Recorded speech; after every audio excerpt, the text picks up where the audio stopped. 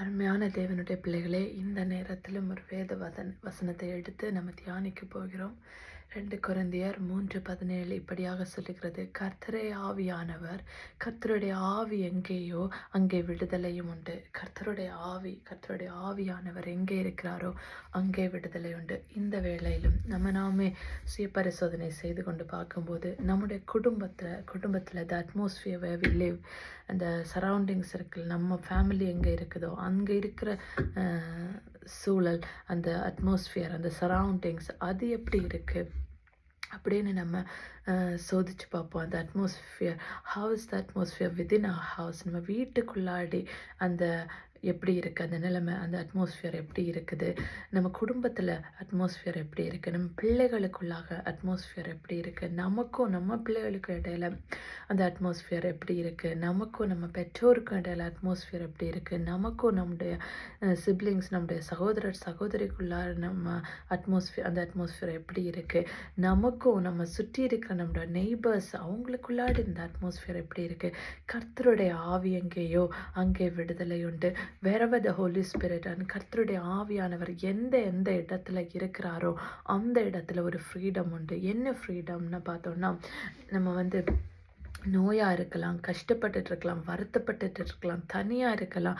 ஐயோ, ஏன் எனக்கு இப்படி ஆகுது, ஏன் எனக்கு இம்ப்ரூவ் ஆகலை, ஓகே எப்போ எனக்கு இது திங்ஸ் எல்லாம் இம்ப்ரூவ் ஆகி நான் பெட்டராக போவேன், எப்போ இந்த ஃபைட்டெல்லாம் முடியும், எப்போ எனக்கு மன சமாதானம் கிடைக்கும், எவ்வளோ காரியம் பண்ணியும் நமக்கு மன சமாதானம், சந்தோஷம் இல்லையே, அவங்க எல்லாருமே சந்தோஷமாக இருக்காங்க, நமக்கே சந்தோஷமாக இல்லை.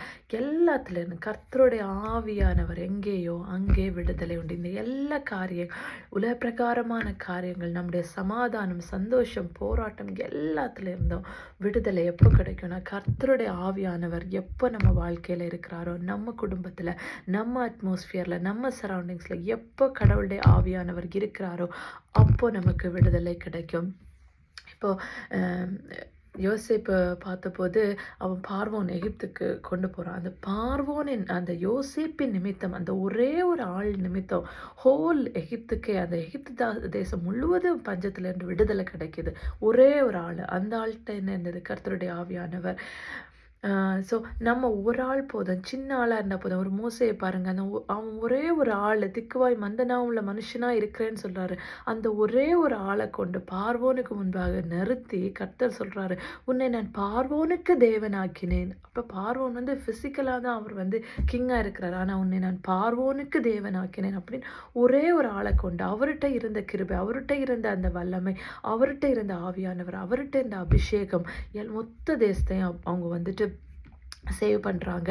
இதே மாதிரி பார்த்தோன்னா, யாக்கோபு பார்த்தோன்னா, அவன் லாபான் இடத்துல போகும்போது அந்த ஒரே ஒரு யாக்கோபு நிமித்தம் லாபானுக்கு இருந்த எல்லாவற்றையும் கடவுள் ஆசீர்வதிக்கிறார். இப்போ ஒரே ஒரு ஆள், நேபுகாத் நேச்சர், தானியேலுங்கிற அந்த ஆள் நிமித்தம் அந்த நேபுகாத் நேச்சரோட இதெல்லாம் பிளெஸ்ஸிங் ஆகுது. இப்படி தான் நம்ம குடும்பத்தில் நம்ம ஒரே ஒரு ஆள் எழுமினா போதும், ஒரே ஒரு ஆளுக்கு ரட்சிப்பு வந்தால் போதும், நம்மளால் நம்ம குடும்பத்தை ரட்சிப்புக்கு கொண்டு வர முடியும். நம்ம ஒரே ஒரு ஆள்னால நம்ம குடும்பத்துக்குள்ளே எழுப்புதல் இருக்கும். நம்ம பிள்ளைகள், நம்ம ஃபேமிலி, நம்ம நெய்பர்ஸ், நம்ம ஃப்ரெண்ட்ஸ், நம்ம சிப்ளிங்ஸ் எல்லாருமே, எக்ஸ்டெண்டட் ஃபேமிலிக்கு எல்லாருமே ஒரே ஒரு ஆளுக்கு அந்த எழுப்புதல் இருந்தால் போதும், மற்ற எல்லாரும் கடவுளுக்குள்ளாக ரட்சிக்கப்பட்டு வருவார்கள்.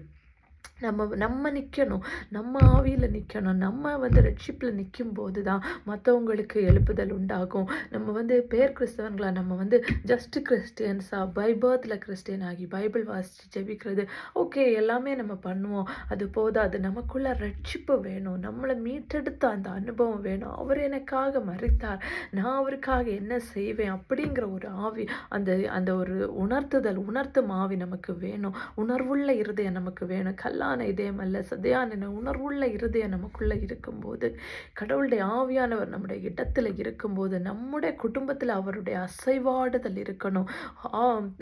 ஆவியானவர் யாருன்னு பார்த்தோன்னா, இயேசு சொல்லிட்டு போகிறாரு, நான் போன பின்பு நான் ஆவியானவரை அனுப்புவேன், பரிசுத்த ஆவியானவரை அனுப்புவேன்.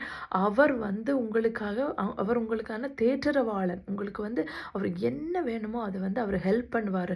உனக்கு எது நல்லது, எது கெட்டது அப்படின்னு உனக்கு அதை உணர்த்துகிற ஆவி அந்த ஆவியானவர் கொடுப்பாரு. உனக்கு சோகமாக இருக்குது, அவர் கம்ஃபர்ட் பண்ணுவார், உன்னை ஆறுதல் படுத்துவார், தேற்றுவார். உனக்கு ப்ரேயர் பண்ண முடியலையா, வாயில் வார்த்தை வரலையா, துதிக்க முடியலையா, வாயில் துதி வரலையா, அவர் நமக்காக பிதாவினிடத்துல பரிந்து பேசுகிறவராய் இருக்கிறாரு. அந்த ஹோலி ஸ்பிரிட் நம்முடைய ஃபேமிலியில எப்போ அசைவாடுதோ அப்போ அங்க ஒரு விடுதலை உண்டு. என்ன காரியத்துக்காக இன்னைக்கு நம்ம வருத்தப்பட்டுட்டு இருக்கிறோமோ, மனசுல யோசிச்சுட்டே இருக்கிறோமோ, ஓ எப்போ என்னோட சுச்சுவேஷன் இப்படி ஆகும், எப்போ எனக்கு எக்கனாமிக்கல் பிளெஸ்ஸிங், பொருளாதாரத்துல ஒரு ஆசீர்வாதம் கிடைக்கும், எப்போ என் ஃபேமிலியில ஒரு ஞானம் உண்டாகும், என் பிள்ளைகளுக்கு எப்போ ஞானம் வளரும், என் ஃபேமிலியில எப்போ இது நடக்கும், ஏன் எப்போ எப்போ அப்படின்னு கேட்டுட்டு இருக்கிறதுக்கு ஆன்சர் இதுதான். எப்போ ஆவியானவர் எங்க இருக்கிறாரோ அங்க தான் விடுதலை உண்டு. கர்த்தருடைய ஆவியானவர் எங்க இருக்கிறாரோ அங்கே விடுதலை உண்டு. நம்ம இன்னைக்கு நம்ம குடும்பத்துல, நம்ம ஃபேமிலியில, நம்ம ஃபேமிலி மெம்பர்ஸுக்குள்ளாடி, நம்ம கிட்ஸுக்கு, நம்ம குழந்தைகளுக்கு, நம்ம எக்ஸ்டெண்டட் ஃபேமிலிஸ் எல்லாருக்கும் ஒரு ஆவியானவருடைய அசைவாடுதல், அந்த ஆவியானவருடைய பிரசன்ஸ், அவருடைய பிரசன்ஸ் இருக்கிறதுக்காக ஜெபிப்போமா? Heavenly Father, அப்பா பிதாவே, அப்பா உம்மை நன்றி செலுத்துகிறோம் அப்பா, உம்மை துதிக்கிறோம் அப்பா, உம்மை வேண்டுதல் செய்கிறோம் அப்பா. கர்த்தருடைய ஆவியானவர் எங்கேயோ அங்கே விடுதலை உண்டு அப்பா. இந்த வார்த்தைகளுக்காக நன்றி அப்பா. ஆவியானவரே, நீர் எங்களுக்காக பிதாவினிடத்தில் பரிந்து பேசுகிறவராய் இருக்கிறீர் அப்பா. வாக்கு கடங்காத பெருமூச்சுகளோடு எங்களுக்காக பிதாவினிடத்தில் பரிந்து பேசுகிற ஆவியானவரே, நாங்கள் உம்மை வரவேற்கிறோம் அப்பா. நாங்கள் உம்மை வரவேற்கிறோம். உம்முடைய அசைவாடுதல் ஆவியானவரே, உம்முடைய அசைவாடு, உம்முடைய பிரசன்னம், உம்முடைய வல்லமை, உம்முடைய அபிஷேகம் அப்பா எங்கள் குடும்பத்தில் இருக்கட்டும் அப்பா. உம்மை நாங்கள் we invite you Holy Spirit, we invite you into our life Father, we invite you Holy Spirit into our situation, our atmosphere, our family. எங்கள் குடும்பத்தில் உம்மை வரவேற்கிறோம் தகப்பனே அப்பா. உம்முடைய ஆவியானவர் அப்பா, ஆவியானவரே உங்களை நாங்கள் வரவேற்கிறோம். எங்கள் குடும்பத்தில், எங்கள் பிரச்சனைகளில், எங்கள் குழந்தைகளில் அப்பா, எங்கள் குடும்பத்தின் மெம்பர்ஸ் இடையில அப்பா, எங்க atmosphere inside the house, we welcome you Father, we welcome you அப்பா. நீங்க இருந்தா என்ன பிரச்சனை இருந்தாலும் எங்களுக்கு அதுக்கு விடுதலை உண்டு அப்பா. நாங்கள் நம்புகிறோம் தகப்பனே, நாங்கள் நம்புகிறோம். நீர் கொடுத்த வார்த்தைகளை நாங்கள் நம்புகிறோம். நீர் கொடுத்த வார்த்தைகளை மட்டும்தான் கடவுளை நாங்கள் நம்புகிறோம். அதையே பற்றி பிடித்து கொண்டு அப்பா, இருதயம் வலுவாமல், கால் சறுக்காமல் நாங்கள் தரித்து நிற்கிறோம் அப்பா. உம்மை நம்பி வந்த எங்களை நீர் கைவிடுவதில்லை அப்பா. உம்மை நம்பி வந்த எங்களை நீங்க தனியே விடுவதில்லை அப்பா. உம்மை நம்பி வந்த எங்களை அப்பா நீர் வெறுமையாய் விடுவதில்லை அப்பா. அப்பா அதற்காக நன்றி நன்றி நன்றி தகப்பனே, நன்றி தகப்பனே. நீர் செய்த கிரியைகள் அப்பா, நீர் செய்த அதிசயங்கள், நீர் செய்த அற்புதங்கள் ஏராளம் ஏராளம் அப்பா.